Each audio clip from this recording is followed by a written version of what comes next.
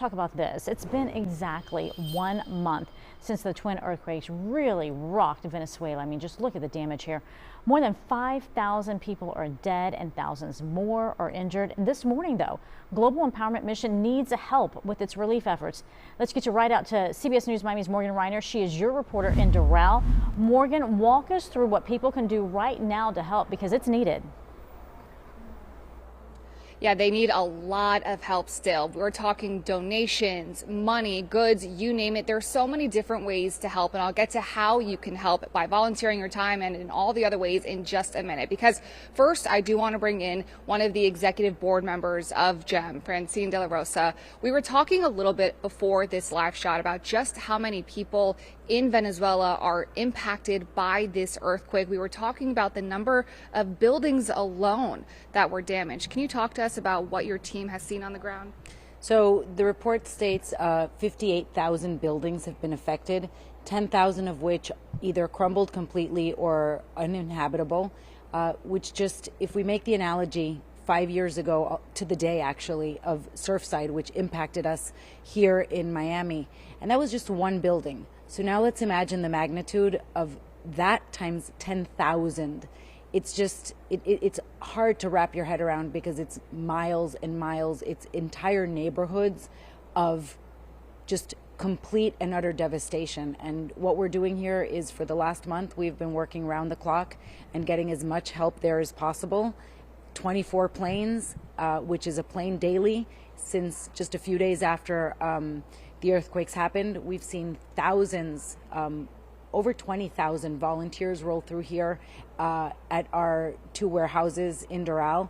And it's heartwarming to see the outpouring of support from not only the Venezuelans in the diaspora, but just the South Florida community.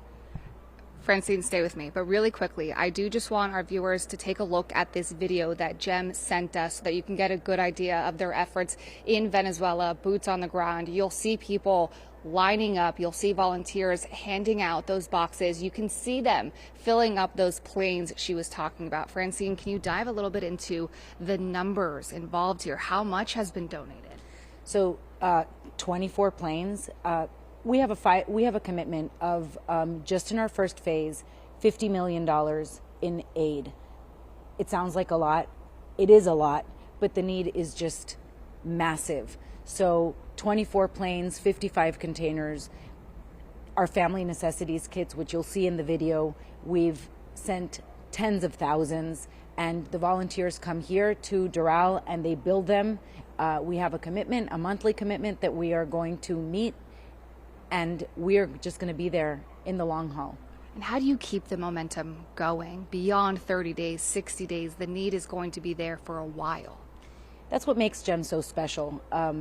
After, it's not in the headlines, after human nature, we've all gone back to our natural, to our normal lives and routines.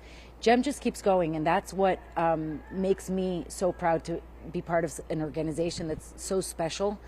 We will be there. Our commitment is 5 years and beyond. Haiti was in 2011, and we're still there. So we understand that the need is not just now, it's in the long haul. Thank you so much for joining us, Francine. If you do want to help out at all, you can just go to GEM's website. They have all the information there, what they need, how you can volunteer. We'll also be here all morning long talking to volunteers as soon as they show up. For now, I'm live in GEM, Morgan Rynor, CBS News, Miami. And let me tell you, Morgan, they do show up. I have seen the long lines of cars of volunteers just waiting to get into that facility to help. So thank you for that. We'll be checking in with you in about 30 minutes. In the meantime, though, 1 month after those deadly earthquakes, families still searching for bodies in the rubble. And there are still questions about the government's emergency response. I want to give you a look at where things stand right now by the numbers. According to a new report, the death toll is more than 5,200. Of the confirmed dead, 7% are still unidentified and many remain missing. More than 16,700 people were injured and 6,462 have been rescued alive.